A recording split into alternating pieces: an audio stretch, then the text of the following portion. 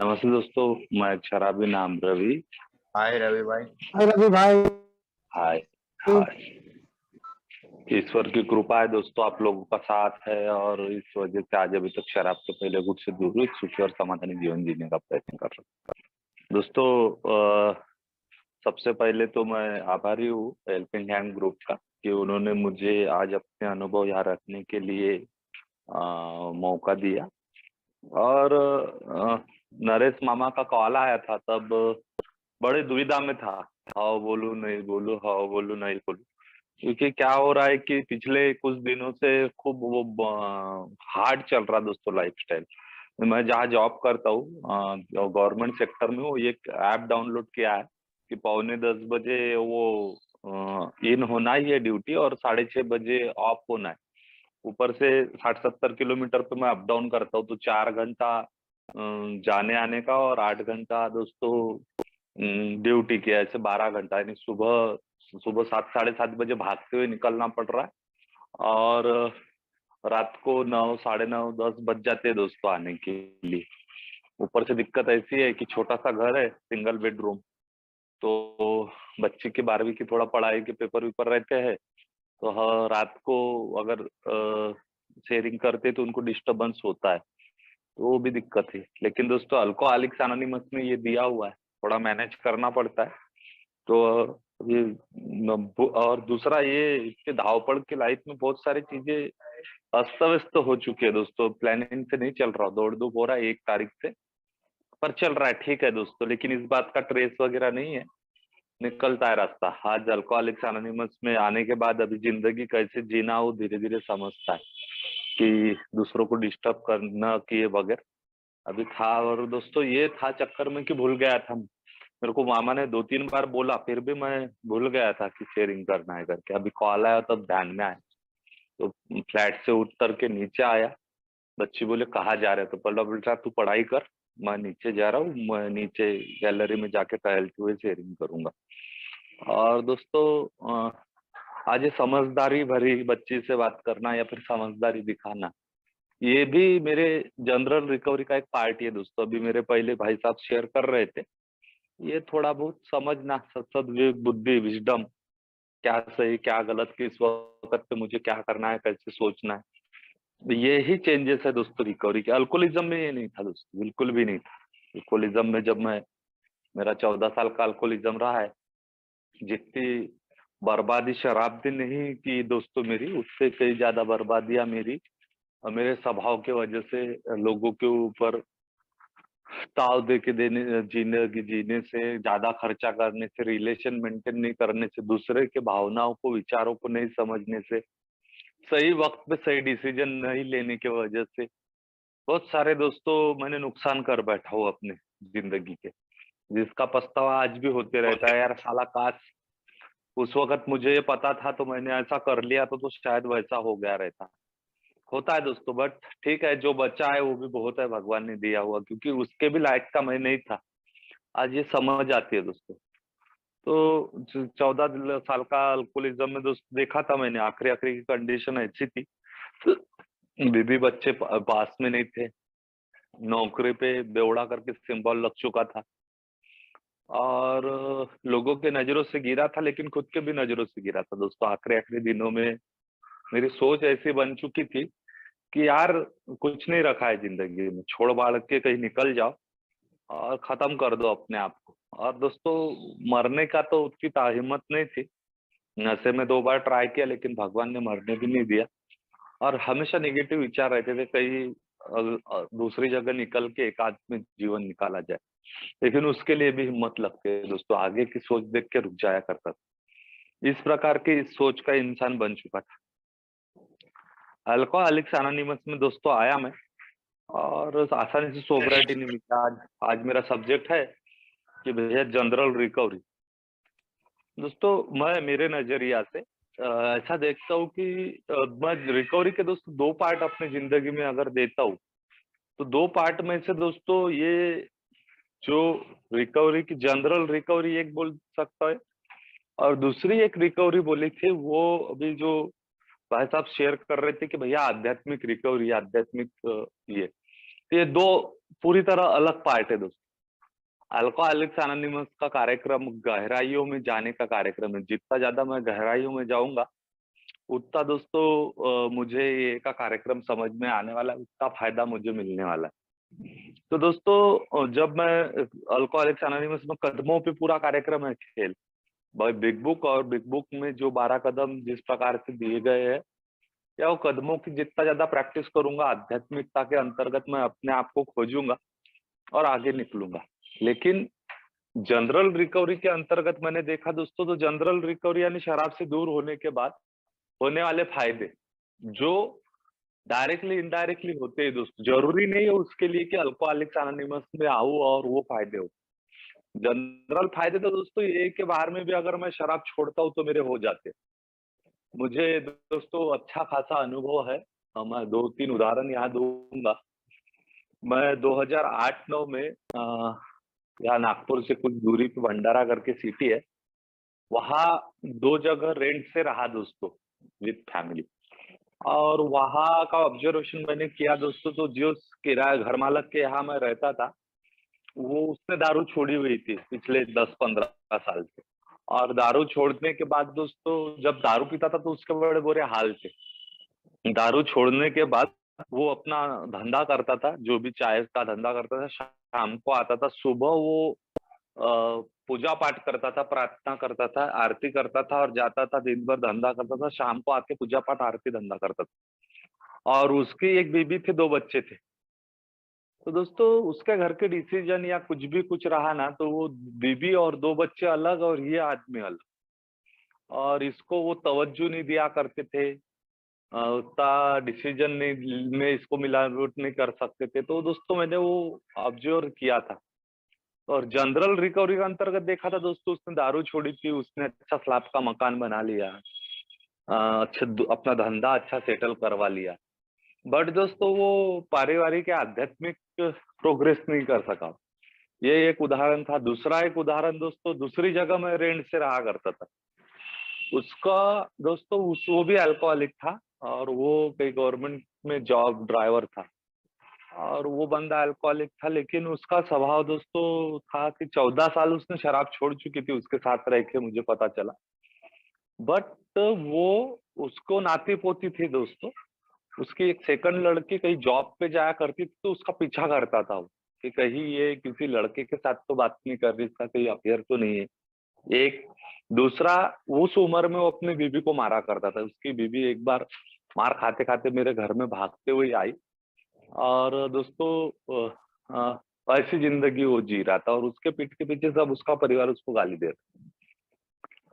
तो दोस्तों उसका खुद का स्लैब का मकान था, ड्यूटी थी, अच्छी 4 व्हीलर गाड़ी थी, लेकिन उसके पर्सनालिटी में कोई चेंजेस नहीं आया, या तो फिर कैसे जिंदगी में जीना ये समझ में नहीं आ रहा था। और इसको भी जनरल रिकवरी बोल सकते हैं कि पैसा, पानी, प्रतिष्ठा वगैरह सब है, डिसीजन नहीं ले सकते। एक तीसरा और उदाहरण दोस्तों मैं दूंगा जनरल रिकवरी के अंतर्गत, जो मेरे पिताजी का है खुद का। उन्होंने दोस्तों 30 साल की उम्र में मेरे पिताजी ने किसी धर्म का आचरण किया, और धर्म के आचरण करने के बाद वहां जाके दोस्तों उनकी शराब छूटी। वो खूब अल्कोहलिक थे, उनका एक्सीडेंट, कुएं में गिरना, ये चीजें थी। और जब वो शराब पीते थे दोस्तों, उस वक्त हमारे रहने का एक झोपड़े में हम रहा करते थे, एक झोपड़पट्टी के स्लम एरिया में। हमारे खाने के, पढ़ाई पढ़ने के वांदे थे। और वो 30-31 साल की उम्र में उन्होंने कहीं भगवान के पास जाके शराब छोड़ी। आगे के 16 साल उन्होंने शराब नहीं पी, और वो 16 साल में एक इंसान ने अपने परिवार को जो देना चाहिए वो सारी चीजें उन्होंने दी। उन्होंने आ, मकान बना दिया दोस्तों, एक छोड़ के 2 मकान बनाए। हम सबको अच्छा एजुकेशन दिया। स्वभाव से वो शांत रहा करते थे। लेकिन उनका एक डिसीजन गलत हुआ, ऐसा मैं बोल सकता हूँ। मैंने बोलना नहीं चाहिए वैसे, पर दोस्तों जब मैंने देखा, मेरा परिवार है तो मुझे नजदीक से पता है कि जब मैं टीन एज में था, तो उन्होंने एक परिवार को 2 परिवार किया। आधे बच्चे इधर रहने आए थे, हम भाई बहन और मेरी मम्मी, और मेरा बड़ा भाई और मेरे पिताजी उधर रहे, और दोनों ही फिर से दारू पीने लगे मेरे पिताजी। और इसी इसमें उनका एक्सीडेंट हो गया, और वो 46 साल की उम्र में अकाली मौत हो गई। तो दोस्तों, अल्कोहलिक्स अनोनिमस को ये जनरल रिकवरी अपेक्षित नहीं है कि भैया पैसा आ गया, अब कपड़े पहन लिए अच्छे। बीमारी है दोस्तों, ये बीमारी मुझे ये में आने के बाद पता चली कि भैया मेरे शरीर को, मेरे मन को और मेरे आत्माओं को लगी हुई बीमारी है। इसको बोला गया फिजिकल एलर्जी, मेंटल ऑब्सेशन और स्पिरिचुअल बैंकरप्सी। मन, शरीर और आत्मा को लगी हुई बीमारी। अब जनरल रिकवरी बोलूंगा दोस्तों, तो जनरल रिकवरी ये होना चाहिए कि भैया शराब से दूर हो, जो ड्राई सोबर हम बोलते हैं, पैसा पानी कमा रहा हूँ, व्यवस्थित चल रहा है, अब कोई टेंशन नहीं, ये होती है दोस्तों जनरल रिकवरी। और ये जनरल रिकवरी पे अगर मैं लिमिट में रहूं तो कभी भी धोखे में आ सकता हूँ, कभी भी। इसीलिए दोस्तों मैं खुद के अनुभव से देखता हूँ कि मैं जनरल रिकवरी के अंतर्गत शराब से दूर था, लेकिन मेरे भाईबाजी के लफड़े चल रहे हैं, मेरे पैसों के ऊपर कर्जा लेना मेरा चल रहा है, मेरा ये मेंबरों के साथ साथ मैं घर पे भी बीबी पे हाथ उठा रहा है सोबारिटी में, सास ससुर को भी गाली गलौज कर रहा हूँ सोबारिटी में। तो दोस्तों ये चीजें हो रही थी, क्यों? तो मैंने अपने आत्माओं में कोई ऊपर काम नहीं किया था, मैंने स्पिरिचुअल रिकवरी नहीं की थी, मैंने वो आध्यात्मिक रिकवरी नहीं की थी, इसलिए सिर्फ नॉमिनल शराब से दूर था। और दोस्तों ऐसा तो मेरे को कोई अधिकार नहीं है, बट 100 में से 90% लोग, हम लोग या मेरे जैसा आदमी, वो जनरल रिकवरी से पे समाधान हो जाता है और रुक जाता है। तो जिसको हम आत्मसंतुष्ट भी बोल सकते हैं कि भाई आत्मसंतुष्ट एक चीज हो सकती है। दूसरा, हमारा स्वभाव चाल ढकलपना, ये चीजें ये हमको तकलीफ में लाती। तो दोस्तों अल्कोहलिक्स अनोनिमस में जब मैं आया तब मैंने देखा कि भैया मैंने स्वीकार किया शराब पर मेरा बस नहीं चलता, लेकिन उसके बाद में 9 प्रकार के अस्त व्यस्तताएं मुझे पता चली। मेरी किस्मत बड़ी अच्छी रही कि लिटरेचर पढ़ने वाले लोग मेरे को स्टार्टिंग के दिनों में फेलोशिप में मिले, और वो सर्विस में थे दोस्तों। तो उनके साथ में कहीं डी एडिक्शन सेंटर में जाना, कहीं carrying the message every Sunday, carrying the message को जाना, उनके साथ में रहने के बाद सब्जेक्ट के ऊपर या अल्कोहलिक्स अनोनिमस के कार्यक्रम के ऊपर डिस्कस करना, न कि गॉसिप या तो न कि इधर उधर की पैसे और परिवार की बातें करना। तो इस वजह से दोस्तों स्टार्टिंग में मुझे बहुत कुछ सीखने को मिला, जिसको मैंने पकड़ के रखा, और मैंने ये ध्यान में लाया कि भैया ये जनरल रिकवरी और आध्यात्मिक रिकवरी, तो मुझे आध्यात्मिक रिकवरी की तरफ बढ़ना है, क्योंकि बिग बुक में क्लियर कट लिखा हुआ है कि भैया अगर मैं आध्यात्मिक रीत्या अपने आप को मजबूत करता हूँ तो शारीरिक और मानसिक रीत्या ऑटोमेटिकली स्ट्रांग होता है। और ये सत्य है दोस्तों, ये कि जो मेंबर है इसका जो डैमेज हुआ है शरीर से, वो लोग दोस्तों 70, 75, 80 है, लेकिन रेगुलर मीटिंग कर रहे टनाटन। तो ये बहुत फायदेमंद होता है दोस्तों।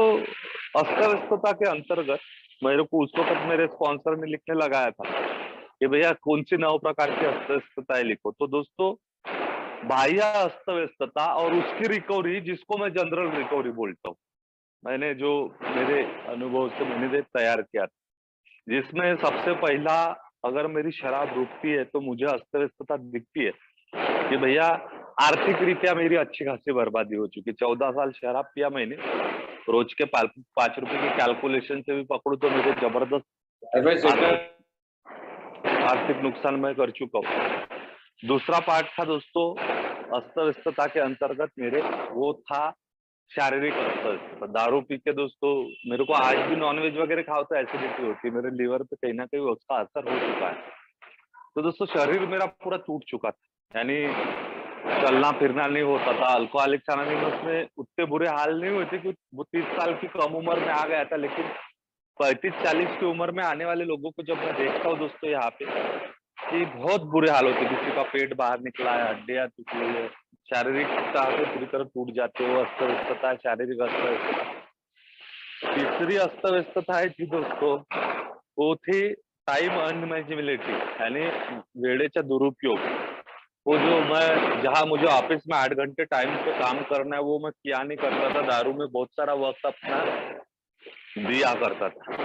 चौथी अस्त व्यस्तता थी दोस्तों पारिवारिक अस्त व्यस्तता, जो मेरी बाह्य अस्त व्यस्तता थी। मेरी बीवी मेरे को छोड़ के जा चुकी थी, आज बीवी के साथ मेरे रिलेशन अच्छे थे नहीं थे, मेरे नाते रिश्तेदारों के साथ मेरे रिलेशन अच्छे नहीं थे, और बुरी तरह दोस्तों मैं ये था। और पांचवी अस्त व्यस्तता थी दोस्तों, वो जो ही सामाजिक अस्त व्यस्तता, यानी दोस्तों समाज ने मेरे तरफ देखने का नजरिया बदल गया।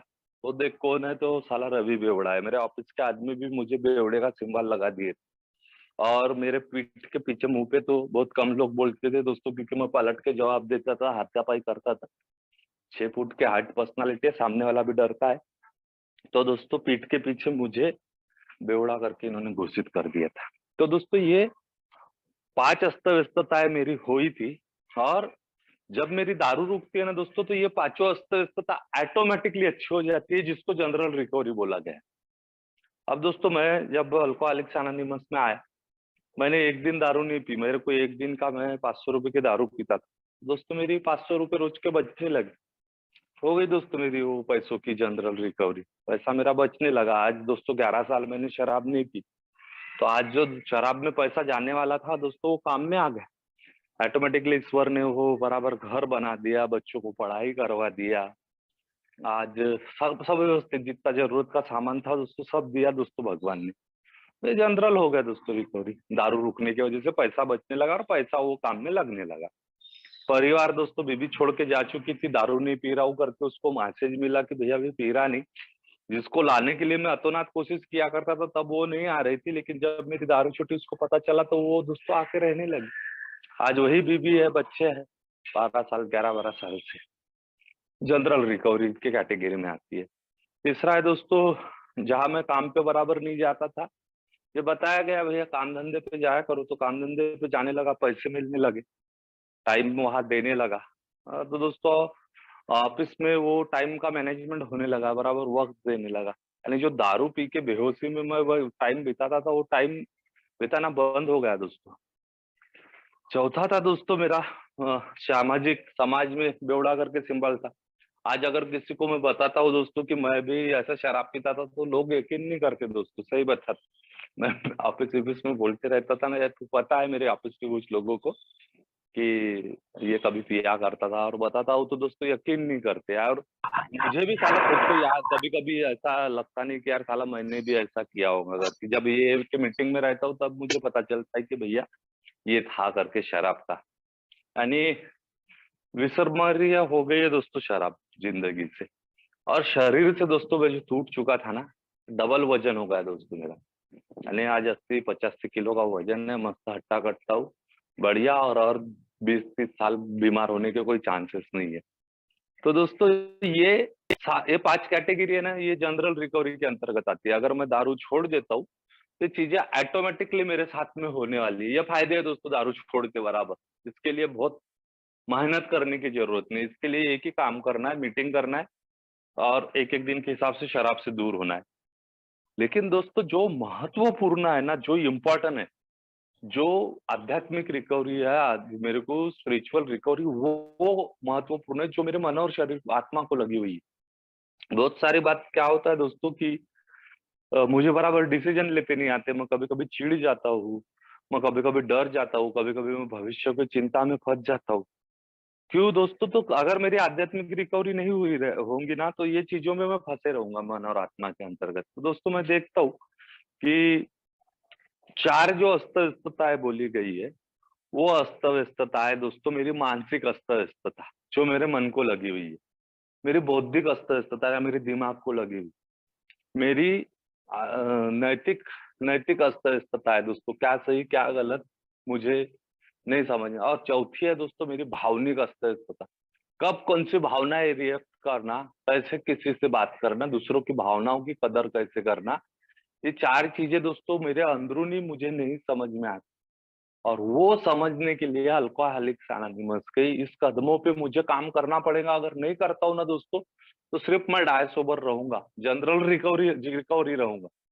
तो दोस्तों मैंने उसके ऊपर सबसे ज्यादा फोकस किया कि भैया ये चीजें मुझे करना है।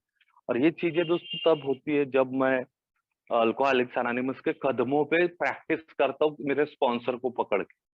मैंने दोस्तों प्रैक्टिस करना शुरू कर दिया। मेरे संबंध मैंने पहले स्पॉन्सर से बनाया, और स्पॉन्सर के बाद मैंने ईश्वर से संबंध बनाया। स्वीकार मेरा दोस्तों दिन ब दिन बढ़ते गया। मैंने शराब के सामने हतबल हूँ, परिस्थितियों के सामने हतबल हूँ, लोगों के सामने हतबल हूँ, अपने जिंदगी में आने वाले अड़चनों के सामने मैं हतबल हुई, हतबलता दोस्तों दिन ब दिन मैं बढ़ाते रहा अपनी, बढ़ते गई उसको। और उसको दोस्तों मैंने कभी भी ये नहीं दिया उसको, उसके ऊपर फोकस करके मेरा टेंशन है उसको वेलकम किया दोस्तों, हंसते हुए मैं उसको स्वीकार करना शुरू कर दिया। आज दोस्तों हंसते हुए स्वीकार करता हूँ। बाद में दोस्तों मैंने विश्वास श्रद्धा बढ़ाई, मैंने एक हायर पावर ढूंढा, हायर पावर के साथ मैंने कांटेक्ट बनाया दोस्तों, मेरे हायर पावर के साथ मैंने संबंध बढ़ाया, मैं उसके साथ ईमानदार रहने लगा अपने हायर पावर के साथ। बाद में दोस्तों मैंने अपने आप को देखा कि यार साला ये मैं इतना बीमार हूं ना, ये मेरी भावनाएं अस्तित्व है, बौद्धिकता खराब है, ये चीजें वो चीजें, तो उसको ढूंढना पड़ेगा ना दोस्तों। चौथे पांचवे कदम में मैंने ढूंढा दोस्तों अपने आप को, तब मुझे पता चला कि यार साला मेरे बचपन में कुछ ऐसी चीजें घड़ी हुई है जिसका स्क्रैचेस मेरे मन पे, और मैं दोस्तों उस हिसाब से मैं दोस्तों गलत तरीके से जी रहा हूँ। मैंने जब अपनी स्टेप लिखे ना दोस्तों, तो मैं बचपन में चाइल्ड एब्यूज का शिकार हुआ था।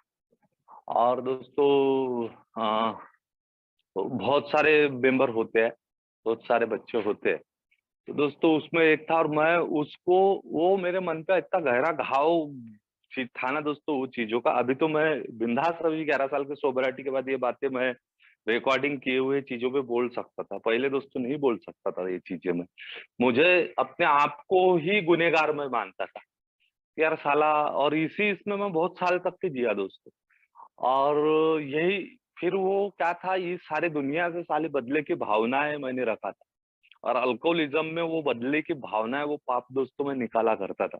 मैं वैसे मौके तलाशा किया करता था दोस्तों, उसी सोच में रहा करता था, और उसी के हिसाब से मैं जिंदगी जी रहा था। यानी किस प्रकार से मैं विकृत हो गया था दोस्तों, आध्यात्मिक रीता में नैतिकता अनैतिक इंसान बन चुका था। कि दोस्तों जब मैंने काम किया ना ये चीजों की तरफ, और मैंने ये कबूल किया दोस्तों किसी इंसान के सामने, और मैं कहाँ सही हूँ कहाँ गलत हूँ ये दोस्तों मुझे क्लियर पता चला। उसमें मेरी साली कोई गलती नहीं थी, गलती सामने वाले की थी, मेरे को तो समझ भी नहीं था उस वक्त। इतू से बात नहीं समझ में आ रही थी दोस्तों, लेकिन ये लिखा ना मैंने, तब मेरे को वो मेरे स्पॉन्सर ने बराबर गाइडेंस दिया, बता। और वो वहां से जो नजरिया चेंज हुआ तो दोस्तों बहुत सारा, क्योंकि वो गुस्सा, वो चिड़चिड़, वो समाज के प्रति खुन्नस, ये सारी जिंदगी नहीं जीने दे रही थी दोस्तों। तो दोस्तों ये चीजें करने के बाद वो नजरिया ही बदल गया, मेरा एटीट्यूड चेंज हो गया दोस्तों, दुनिया की तरफ देखने का, लोगों की तरफ देखने का, उनके साथ व्यवहार करने का। और जो कुछ भी नशे में गलतियां हुई थी, उस पापों को मैंने स्वीकार किया, भगवान से माफी मांगी दोस्तों उस चीजों की। तो मैंने देखा दोस्तों वो जो मेरे मन के अंदर बदले की खुन्नस की भावना रहा करती थी ना, वो हट गई दोस्तों। और जो एक दबाव, एक टेंशन लेके मैं जिंदगी जी रहा था, वो दबाव, वो टेंशन निकल गया दोस्तों। और आज खुशी से, हंसी से, सहभागदारी से, सहनशीलता से, करुणा से, दया के साथ दोस्तों जिंदगी बीता रहा। दोस्तों ये छोटा सा एक उदाहरण था जो मेरी जिंदगी में हुआ था, जो मैंने आध्यात्मिक और प्रगति के अंतर्गत दोस्तों बताया। तो ये चौथे पांचवे कदम में रहता है दोस्तों, और ये सारी चीजें जब मैं धीरे धीरे हासिल करता हूँ, मेरे लोगों के साथ संबंध बनते। जब मुझे अगर ईश्वर के साथ संबंध बनाना है दोस्तों, तो पहले लोगों के साथ संबंध बनाना पड़ेगा, और जब मैं लोगों के साथ अच्छे संबंध बनाता हूँ ना, तब मैंने देखा दोस्तों कि ईश्वर मुझे हर चीज पे, हर चीज पे दोस्तों मदद करने के लिए आता है। मैं मेरे से गलती ये हो जाती है दोस्तों कि मैं आता हूँ, ये मैं जनरल रिकवरी में आत्मसंतुष्ट होता हूँ, और उसी को जिंदगी समझ के आगे बढ़ता हूँ। और जो मुख्य है मन की शांति, जो मुझे आध्यात्मिक प्रगति रिकवरी के अंतर्गत मिलने वाले, उसके तरफ मैं ध्यान नहीं देता, और फिर अड़चन में आ जाता हूँ दोस्त।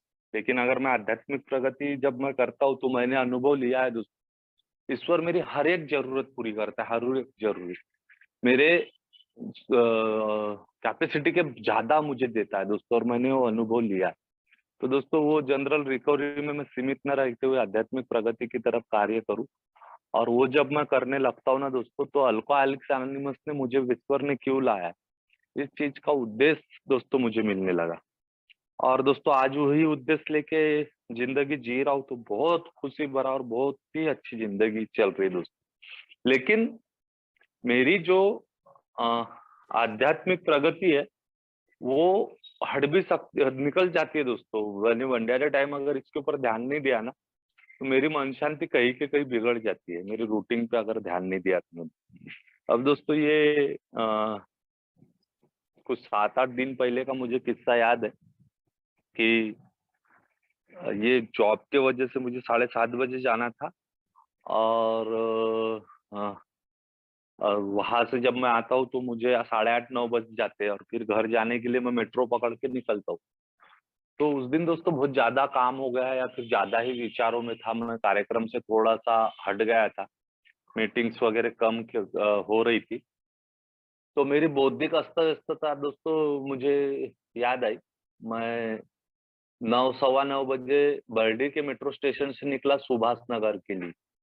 और दोस्तों वो प्लेटफॉर्म में वो साइड में था, मुझे ऐसे लगने लगा कि यार साला समझ में नहीं आ रहा, मैं डेली अप डाउन कर रहा हूँ दोस्तों 4-5 महीने से। यार ये ट्रेन इधर जा रही कि उधर जा रही? बोला यार नहीं, उधर वाली ट्रेन मेरी है। मैं उतरा नीचे, फिर भागा इधर के प्लेटफॉर्म पे गया। तो वहाँ साफ सफाई करने वाला बोल रहा था, भाऊ कहाँ जाना है? तो बोला सुभाष नगर है। भाऊ बोले उधर साइड की ट्रेन जा रही, ये नहीं जाती। फिर दोस्तों ये ट्रेन बर्डी जा रही थी और वो दूसरी वाली सुभाष नगर, फिर इधर से उतरा दोस्तों, उधर गए तो उधर की भी ट्रेन निकल गई, इधर की भी निकल गई। वहां बैठा, दूसरी ट्रेन आई दोस्तों 25 मिनट के बाद। मैं ब्लैक आउट हो गया था दोस्तों दिमाग से। और फिर दूसरे ट्रेन में बैठा, निकल गया तो ध्यान में आया कि साला मोबाइल वहां छूट गया मेरा। अगले स्टॉप पे जाके ध्यान में आया, भगवान से प्रार्थना किया, भगवान बोला क्या है। और भगवान से जैसे प्रार्थना किया दोस्तों, मैं रिटर्न आया वहां से, फिर दूसरी ट्रेन पकड़ा, दूसरी ट्रेन पकड़ के फिर वहां पे आया। तो वो देखो दोस्तों, मेरा मोबाइल जहाँ मैं जिस सीट पे बैठा था वही मुझे मिला। और फिर वहां से निकला तो वो मोबाइल के चक्कर में दोस्तों तीसरी भी ट्रेन छूट गई, यानी रात को आने के मुझे 11 साढ़े 11 बज गए। तो दोस्तों ये जो मेरी आध्यात्मिक प्रगति ने मेरे से छूट सकती है अगर मैंने इसको one day at A time के तहत ध्यान नहीं दिया। उस दिन दोस्तों मेरे ध्यान में आया कि मैं काम के लोड में मैंने 2-3 दिनों से मीटिंग नहीं की है। मैंने इस वर्क के तरफ अपने संबंध बढ़ाने के लिए डिले किया। और मैं सुबह टाइम मेरा 7:30 बजे निकलना है, तो बस 6:30 बजे उठ के भागना, ये सारी चीजें जैसे मेरे ध्यान में आया कि ये गलतियां होने वाली है रवि, जिसके वजह से अगर मैं मेरी आध्यात्मिक प्रगति की तरफ ध्यान नहीं दूंगा ना, तो मेरी जनरल जो रिकवरी हुई वो भी मेरे से निकल के जाने वाली है। यानी जनरल रिकवरी के अंतर्गत दोस्तों आज 30 भौतिकता की बात नहीं करते, लेकिन आज 30-35 हजार का अगर मोबाइल है, वो चले जाता था तो जनरल रिकवरी छूट जाती थी, या वो चक्कर में मेरी कोई और चीजें छूट सकती थी। तो दोस्तों मुझे अपने मन को पीस ऑफ माइंड रखना है, उसके लिए मुझे आध्यात्मिक प्रगति करना है। और जब मैं आध्यात्मिक प्रगति करता हूँ तो ये मेरे लिए अनमोल है दोस्तों। जनरल रिकवरी के तरफ भाग के आध्यात्मिक रिकवरी की तरफ मुझे भागना है, और वही मेरे लिए अल्कोहलिक्स अनोनिमस में मन की शांति का मार्ग है दोस्तों। और मेरी मन की शांति बनी रहेंगी तो मेरे आजू बाजू के जो जनरल रिकवरी के पार्ट है ना, वो ऑटोमेटिकली अच्छे होने वाले हैं, उसके तरफ मुझे देखने की भी जरूरत नहीं। जनरल रिकवरी के अंदर मेरे में प्यार रहेगा, मन की शांति रहेंगी, तो देखूंगा दोस्तों मेरे बच्चों के साथ उसका प्रभाव ऑटोमेटिकली पड़ने वाला। अगर मैं स्पिरिचुअलिटी ग्रोथ नहीं किया, वही चिड़चिड़ और वही ये रहा, बच्चों पे इफेक्ट पड़ने वाला है। पैसों कैसे हैंडल करना है, क्योंकि दोस्तों मैं पैसों के पीछे भागते रहता हूँ। पैसा क्या है दोस्तों, मेरा दिमाग खराब था इसलिए मैंने खराब तरीके से पैसा खर्चा किया। और मैं स्पिरिचुअल ग्रोथ कर लूं, अपने दिमाग को शांत कर लूं, अच्छा कर लूं, तो शायद मेरा वो बुरी तरीके से खर्चा करना खत्म हो जाएगा, मैं उसको कम में भी अच्छे से मेंटेन कर पाऊंगा। समाज में भी अगर मेरा दिमाग खराब रहा तो समाज से भी चिड़चिड़ वाली या फिर गलत तरीके से बात करूंगा। लेकिन अगर मैं स्पिरिचुअली पीस ऑफ माइंड है तो लोगों के साथ में आदर से, रिस्पेक्ट से, प्यार से बात करूंगा। तो सारा बेस है दोस्तों स्पिरिचुअल ग्रोथ पे, स्पिरिचुअल रिकवरी। तो दोस्तों मुझे ये समझा, इसलिए मैं इसके ऊपर प्रैक्टिस करता हूँ, तो ऑटोमेटिकली मैं देखता हूँ कि जनरल रिकवरी या भौतिकता मेरे पीछे भाग के आती है। तो दोस्तों मेरे जो भी कुछ भी अनुभव थे, मैंने कम समय में रखने की कोशिश की, और थोड़ा चश्मा भूल गया, मेरे को टाइम नहीं दिख रहा। फिर भी दोस्तों मैं रुकना चाहूंगा, आप लोगों ने सुना दोस्तों, धन्यवाद। थैंक यू भाई।